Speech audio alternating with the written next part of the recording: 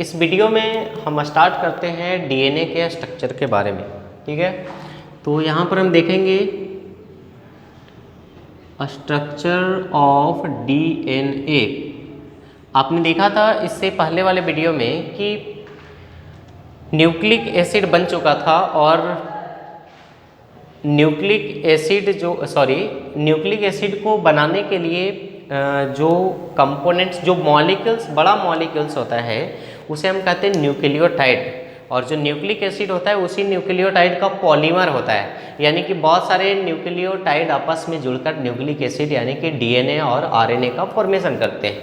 तो ये दोनों न्यूक्लिक एसिड को हम बारी बारी से समझेंगे। सबसे पहले ये समझेंगे कि जो डीएनए है यानी कि डीऑक्सीराइबोज न्यूक्लिक एसिड, इसका स्ट्रक्चर कैसा है, यानी कि इसमें न्यूक्लियोटाइड किस तरीके से जुड़े हैं। इसके बाद हम जानेंगे राइबोज न्यूक्लिक एसिड में किस तरीके से न्यूक्लियोटाइड जुड़कर उसका निर्माण करते हैं।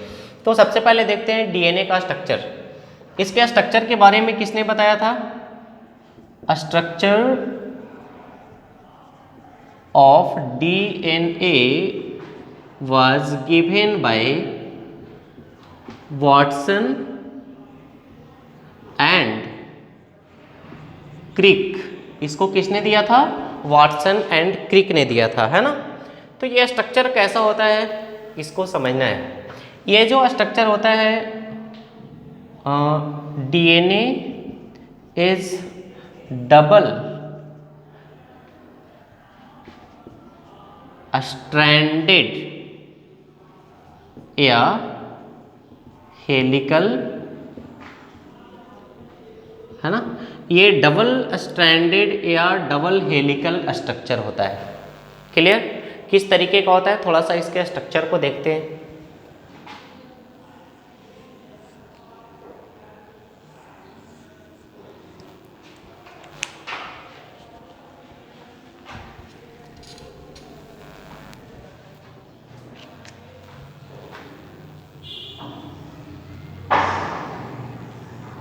ठीक है, तो इस तरीके का ये डीएनए का स्ट्रक्चर है ना। इसका जो दोनों हेलिक्स होता है, हेलिक्स या स्ट्रैंड भी उसको कह सकते हैं। जो कॉइल लाइक स्ट्रक्चर आप देख रहे हैं ना, इसको हम हेलिक्स कह सकते हैं या क्या कह सकते हैं? स्ट्रैंड, है ना। तो both helix are antiparallel, यानी ये एक दूसरे का क्या है? Antiparallel. जैसे मान लीजिए कि ये एक बेड है और इस पे दो लोग सोए हुए हैं इस तरीके से। क्लियर? कितने लोग सोए हुए हैं जी? दो लोग, एक इधर से है, दूसरा का हेड इधर है। क्लियर? तो ये दोनों क्या हो गए?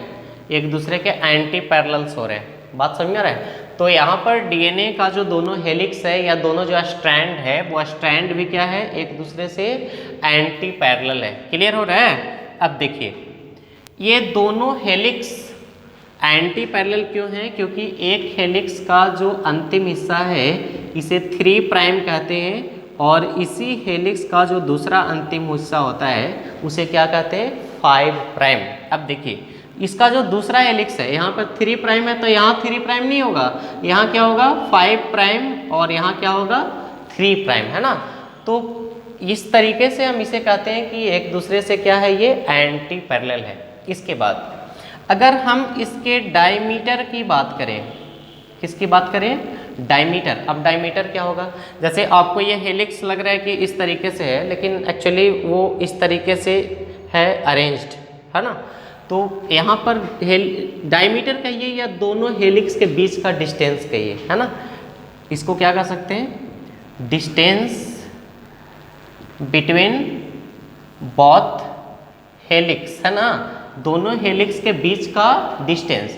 तो ये जो डिस्टेंस होगा दोनों हेलिक्स के बीच में, ये होगा 20 एंगस्ट्रॉम। कितना होगा? 20 एंगस्ट्रॉम। ये दो चीज़ें आपने देख लिया, कितना होगा यहाँ पर? 20 एंगस्ट्रॉम। अब देखिए इसके बाद क्या होगा। अगर आप इस हेलिक्स को ऊपर से देखें, जैसे ये हेलिक्स अगर नीचे है और आप ऊपर से देख रहे हैं इसको, ठीक है, आप अगर इस हेलिक्स को ऊपर से ऑब्जर्व करते हैं, देखने की कोशिश करते हैं, तो आपको ये दिखेगा कि ये क्लॉकवाइज डायरेक्शन में मुड़ा हुआ है। इसकी जो कॉइलिंग हो रही है दोनों हेलिक्स की, वो किस डायरेक्शन में हो रही है? क्लॉकवाइज, है ना। तो इस तरीके से ये क्लॉकवाइज डायरेक्शन में कॉइल्ड है ना। Both helix are coiled in clockwise manner, clockwise और right handed manner, है ना। ये क्लॉकवाइज डायरेक्शन में है या राइट हैंडेड है, इस तरीके से इसकी कॉइलिंग है।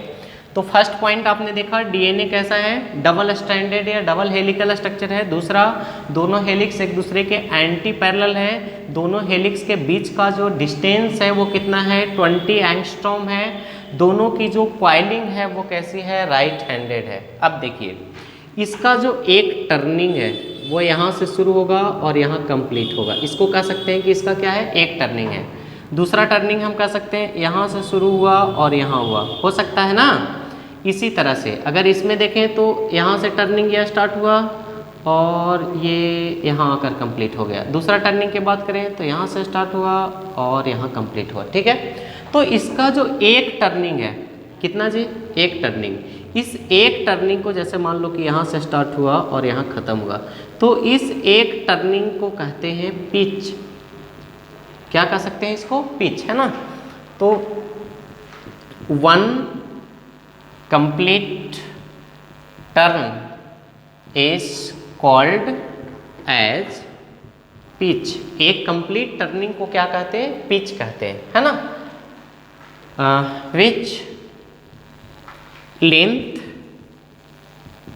Is 34 angstrom. इसका जो लंबाई होता है वो कितना होता है? 34 एंगस्ट्रॉम होता है, 34 एंगस्ट्रॉम होता है। याद हो रहा है ये सारे पॉइंट्स। अब देखिए इसके बाद एक कंप्लीट टर्निंग में अगर आप बेस पेयर की संख्या काउंट करेंगे तो एक टोटल जो बेस पेयर होता है, नाइट्रोजनस बेस का जो पेयर बनता है वो कितना होता है? वो पेयर होता है टोटल 10। कितना? 10, है ना। तो in each turn 10 base pairs are present. प्रत्येक जो टर्निंग है उसमें कितने बेस पेयर प्रेजेंट हैं? 10 बेस पेयर प्रेजेंट है, ठीक है। अब इस हिसाब से मान लो कि यहाँ पे टोटल जो बेस पेयर है वो कितना है? 1 2 3 4 5 6 7 8 9 10, 10 बेस पेयर है, ठीक है। और टोटल लंबाई कितना है? 34। तो हर एक बेस पेयर के बीच का डिस्टेंस क्या होगा? तो टोटल 34 है और इसमें 10 बेस पेयर है। इसका मतलब हर एक बेस पेयर के बीच का जो डिस्टेंस होगा वो होगा 3.4 एंगस्ट्रॉम, ऐसा ही होगा, है ना। तो distance between two base pair will be 3.4 angstrom, यानी कि दो बेस पेयर के बीच का जो डिस्टेंस होगा वो डिस्टेंस कितना होगा? 3.4 एंगस्ट्रॉम होगा। क्लियर हो रहा है इतना चीज़? अब देखिए इसके बाद और आगे देखते हैं। ये तो आपने देख लिया इस तरह का डीएनए का स्ट्रक्चर, है ना। अगर यहाँ पर हम बेस पेयर की बात करें तो base pair, base nitrogenous base आप समझ रहे हैं, एडेनाइन, ग्वानाइन, थायमिन, साइटोसिन, यही था ना।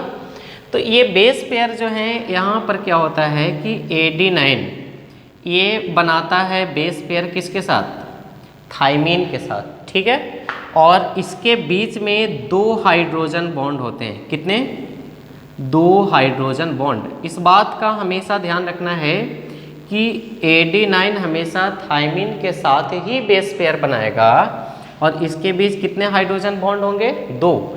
ये डीएनए के केस में, किसके केस में? डीएनए। लेकिन अगर आरएनए के केस में है तो यही एडेनाइन किसके साथ पेयर बनाएगा? यूरेसिल के साथ। किसके साथ? यूरेसिल के साथ। तो डीएनए के केसेस में थायमिन के साथ और आरएनए के केस में यूरेसिल के साथ, लेकिन जो हाइड्रोजन बॉन्ड होगा उसका संख्या क्या होगा? बराबर होगा, है ना।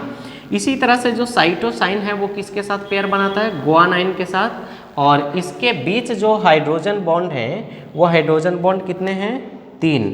तो यहाँ पर कितने हाइड्रोजन बॉन्ड हो जाएंगे? 3 हाइड्रोजन बॉन्ड हो जाएंगे। बात आ रही है समझ में? तो इस तरीके से आप देख सकते हो कि एडेनाइन किसके साथ पेयर बनाएगा? थायमिन या यूरेसिल के साथ इसके बीच 2 हाइड्रोजन बॉन्ड होंगे। और साइटोसाइन किसके साथ पेयर बनाएगा? गुआनाइन के साथ, और इसके बीच 3 हाइड्रोजन बॉन्ड होंगे। जैसे मान लीजिए कि ये यहाँ एक बेस पेयर है, ठीक है।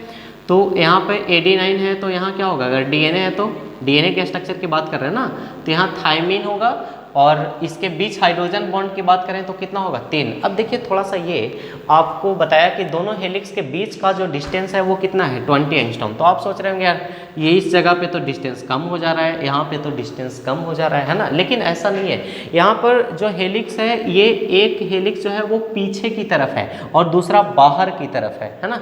जैसे मान लो कि इस तरीके से हम एक पतले मेटल का सीढ़ी लेते हैं और इसके बीच में इस तरीके का रॉड लगा देते हैं ना, और इसको हम थोड़ा टर्न करते हैं, इसको आगे की तरफ इसको पीछे की तरफ ऐसे टर्न करते हैं तो ये मुड़ जाएगा। लेकिन मुड़ने के बाद भी दोनों के बीच का जो डिस्टेंस होगा उस डिस्टेंस में कोई चेंजिंग नहीं आएगा। तो उसी तरह से ये डीएनए का स्ट्रक्चर है और इसके बीच में बेस पेयर है और हर एक जगह पर दोनों हेलिक्स के बीच का जो डिस्टेंस है वो सेम है, वो चेंज नहीं होता है, वो बदलता नहीं है। तो ये देखा आपने डीएनए का स्ट्रक्चर। अब हम इसका थोड़ा सा केमिकल स्ट्रक्चर देखते हैं कि आखिर इसके जो न्यूक्लियोटाइड है, ये तो आपने देख लिया बस इस तरीके का स्ट्रक्चर है, लेकिन ये हेलिक्स जो है वो हेलिक्स किस चीज़ का है? हेलिक्स बना हुआ किस चीज़ का है? वो पॉलीमर ऑफ न्यूक्लियोटाइड है ना। तो ईच हेलिक्स या strand is actually polymer of nucleotide है ना। यहाँ पर प्रत्येक जो हेलिक्स है वो क्या है? न्यूक्लियोटाइड का पॉलीमर है, यानी कि उसमें बहुत सारे न्यूक्लियोटाइड एक दूसरे के साथ जुड़े हुए हैं। इसके बाद हम इसके केमिकल स्ट्रक्चर को देखते हैं कि किस तरीके से सारे न्यूक्लियोटाइड एक दूसरे के साथ जुड़कर डीएनए के स्ट्रक्चर का फॉर्मेशन करते हैं, उसको बनाते हैं।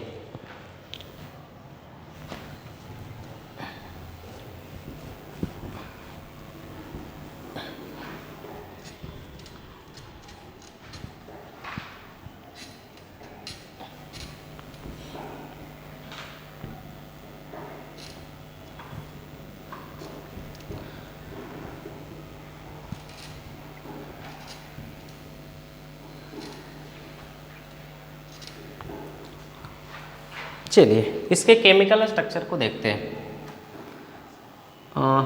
इस तरीके से इसमें क्या था?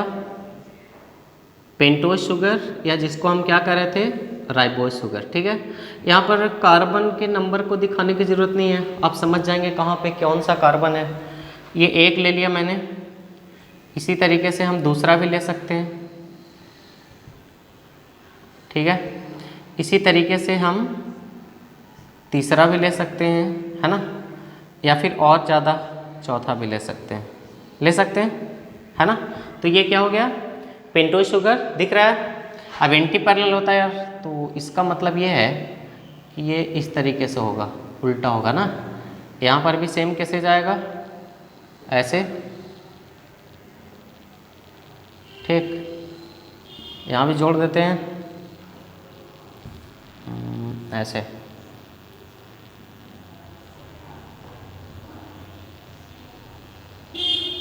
ठीक है। और एक और इस तरीके से लेते हैं,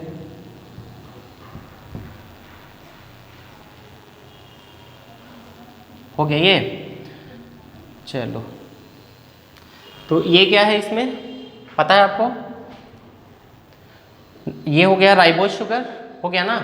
अब ये राइबोज शुगर का कौन सा कार्बन है बताइए?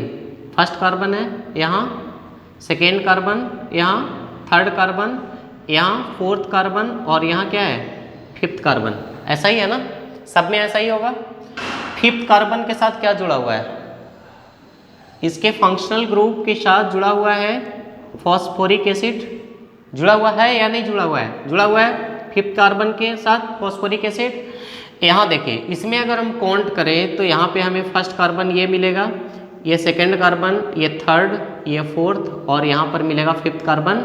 और इसके साथ जुड़ा हुआ है क्या हमारा फॉस्फोरिक एसिड जुड़ा हुआ है। यहाँ पे ये फर्स्ट कार्बन है, सेकेंड, थर्ड, फोर्थ और ये फिफ्थ कार्बन के साथ जुड़ा हुआ है phosphoric acid. First, second, third, fourth और फिफ्थ कार्बन के साथ जुड़ा हुआ है फॉस्फोरिक एसिड। जुड़ा हुआ है ऐसे या नहीं। यहाँ भी फर्स्ट, सेकेंड, थर्ड, फोर्थ और ये फिफ्थ कार्बन के साथ जुड़ा हुआ है फॉस्फोरिक एसिड। यहाँ पे काउंट करेंगे ये फर्स्ट कार्बन है, सेकेंड कार्बन, थर्ड, फोर्थ और ये फिफ्थ कार्बन के साथ फॉस्फोरिक एसिड है। यहाँ भी first carbon, second, third, fourth और ये फिफ्थ कार्बन के साथ फॉस्फोरिक एसिड है। फर्स्ट, सेकेंड, थर्ड, फोर्थ और ये फिफ्थ कार्बन के साथ फॉस्फोरिक एसिड है। जुड़ा हुआ है ऐसे। अब देखिए आपको पता है कि फर्स्ट कार्बन के साथ क्या जुड़ता है, नाइट्रोजिनस बेस जुड़ता है ना। और वो नाइट्रोजिनस बेस क्या है, जैसे मान लीजिए कि इसके साथ एक नाइट्रोजिनस बेस जुड़ा और वो नाइट्रोजिनस बेस है एडी9। ठीक है, क्या जुड़ा एडी9। और आपको पता है कि नाइट्रोजिनस बेस को जुड़ने के लिए यहाँ पर कौन सा बॉन्ड बना था, ग्लाइकोसाइडिक बॉन्ड बना था ना।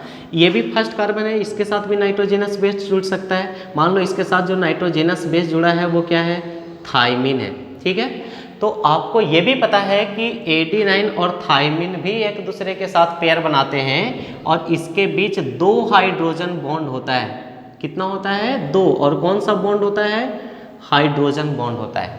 बात समझ में आ रही है। तो देखिए फॉस्फोरिक एसिड भी जुड़ गया, ये जुड़ गया, इसके साथ नाइट्रोजनस बेस, इसके साथ दूसरा नाइट्रोजनस बेस। अब यहाँ पे देखिए ये 2 न्यूक्लियोटाइड एक दूसरे के साथ जुड़ गए। और डीएनए आरएनए क्या है, पॉलीमर ऑफ न्यूक्लियोटाइड, यानी कि उसमें बहुत सारे न्यूक्लियोटाइड जुड़े हुए। और देखते हैं कैसे जुड़ता है। यहाँ पे फॉस्फोरिक एसिड है, तो फॉस्फोरिक एसिड में आपने देखा था इसमें बहुत सारा फंक्शनल ग्रुप था या नहीं था, बहुत सारा फंक्शनल ग्रुप। जैसे फॉस्फोरिक एसिड क्या था, H3PO4 ऐसा ही था ना। तो इसका एक जो फंक्शनल ग्रुप था वो बेस पेयर बनाया था फिफ्थ कार्बन के साथ और H2O रिलीज हुआ था। लेकिन इसके अलावा भी इसके पास बहुत सारे हैं फंक्शनल ग्रुप, है ना। तो ये फंक्शनल ग्रुप के हेल्प से क्या करता है, थर्ड कार्बन के फंक्शनल ग्रुप के साथ ये भी क्या करता है, बॉन्ड बना देता है। थर्ड कार्बन में भी आपको पता होगा कि OH फंक्शनल ग्रुप जो था वो फ्री था, नहीं था। जब हम पेंटोज शुगर का स्ट्रक्चर देख रहे थे तो एक फंक्शनल ग्रुप यहाँ था, सॉरी OH था, तो ये तो यूज में आ गया किसको जोड़ने के लिए, नाइट्रोजनस बेस को। दूसरा यहाँ OH, ये डीएनए में नहीं था, आरएनए में था। यहाँ पे OH, तो यहाँ पर थर्ड कार्बन के पास भी फंक्शनल ग्रुप था। तो जो थर्ड कार्बन के पास फंक्शनल ग्रुप है वो फॉस्फोरिक एसिड के फंक्शनल ग्रुप के साथ जुड़ेगा और यहाँ से भी वाटर एलिमिनेट्स होगा और फॉस्फोडाइस्टर बॉन्ड का फॉर्मेशन होगा। इसी तरीके से इसका भी थर्ड कार्बन का जो फंक्शनल ग्रुप है वो इसके साथ जुड़ेगा, इसके भी थर्ड कार्बन का फंक्शनल ग्रुप इसके साथ जुड़ेगा। लेकिन इसके थर्ड कार्बन का जो फंक्शनल ग्रुप है उसका जो फंक्शनल ग्रुप है वो फ्री है। अगर एक और न्यूक्लियोटाइड आया तब तो जुड़ जाएगा, लेकिन एक और न्यूक्लियोटाइड जुड़ेगा तो जो जुड़ेगा उसका थर्ड वाला फ्री होगा, ऐसा ही होगा। अब देखिए इसमें देखते हैं, इसका जो फिफ्थ कार्बन का जो फॉस्फोरस है ये भी थर्ड कार्बन, चूंकि यहाँ से कार्बन के काउंट करेंगे 1 2 3, तो थर्ड कार्बन ये हुआ ना, इसमें ये भी जुड़ सकता है। इसी तरीके से ये इसके साथ जुड़ सकता है, सॉरी इसके साथ जुड़ेगा, है ना। ये भी इसके साथ जुड़ सकता है ना। लेकिन ये फिफ्थ कार्बन के पास जो फॉस्फोरिक एसिड है इसका फंक्शनल ग्रुप क्या है, फ्री है, दिख रहा है। अब देखिए यहाँ ये फर्स्ट कार्बन है, यहाँ ये फर्स्ट कार्बन। मान लीजिए कि इस फर्स्ट कार्बन के साथ एक नाइट्रोजनस बेस जुड़ा और उसका नाम है गुआनाइन, है ना। और इसके साथ जुड़ा और इसका नाम है साइटोसाइन, तो ये भी 3 हाइड्रोजन बॉन्ड के हेल्प से जुड़ सकते हैं। अगर यहाँ पे आया साइटोसाइन और यहाँ पर आ गया गुआनाइन तो ये भी जुड़ सकते हैं। अगर इसी तरीके से यहाँ आया गुआनाइन और इसके साथ जुड़ गया साइटोसाइन, तो ये भी साइटोसाइन और गुआनाइन हाइड्रोजन का बॉन्ड बना के आपस में जुड़ सकते हैं। तो आप यहाँ पर देख सकते हैं 1 2 3 4 5 6 7 8 न्यूक्लियोटाइड एक दूसरे के साथ जुड़ गए। तो इसी तरह से न्यूक्लियोटाइड आपस में जुड़ते चले जाते हैं और डीएनए का फॉर्मेशन होता है। आप दोनों हेलिक्स के बीच का जो डिस्टेंस देख रहे थे तो वो डिस्टेंस एक्चुअली यही है, ठीक है। अब देखिए एक चीज़ और यहाँ पे क्लियर हो गया, हम 3 प्राइम और 5 प्राइम क्यों कहते हैं, थोड़ा सा इसको समझिए। यहाँ थर्ड कार्बन है और थर्ड कार्बन के पास फंक्शनल ग्रुप क्या है, फ्री है ना। तो इसको हम कहते हैं 3 प्राइम, क्या कहते हैं 3 प्राइम। इसके और आगे जुड़ता तो जो जुड़ता उसका फंक्शनल ग्रुप फ्री हो जाता है। यहाँ पे आते हैं तो 5th कार्बन के पास फॉस्फोरिक एसिड जुड़ा है और इसके पास फंक्शनल ग्रुप है, ये भी फ्री है, तो इसको कहते हैं 5 प्राइम। अब इधर चले आओ, इधर 1 2 3 ये तीसरा कार्बन है, इसका फंक्शनल ग्रुप क्या है फ्री है, OH फंक्शनल ग्रुप फ्री है, तो इसे क्या कहते हैं 3 प्राइम। इसी में आगे चले आओ तो यहाँ पे 3 प्राइम वाला तो इंगेज हो गया, लेकिन 5th कार्बन के पास जो फॉस्फोरिक एसिड जुड़ा था उसका फंक्शनल ग्रुप फ्री है, तो यहाँ पे इसको हम कह सकते हैं 5 प्राइम। तो इस तरीके से डीएनए का जो दोनों हेलिक्स होता है वो दोनों हेलिक्स एक दूसरे का क्या होता है एंटी पैरेलल होता है ना। तो ये आपने देख लिया डीएनए का कंप्लीट स्ट्रक्चर। इसके बाद के वीडियो में हम और आगे देखेंगे डिटेल से।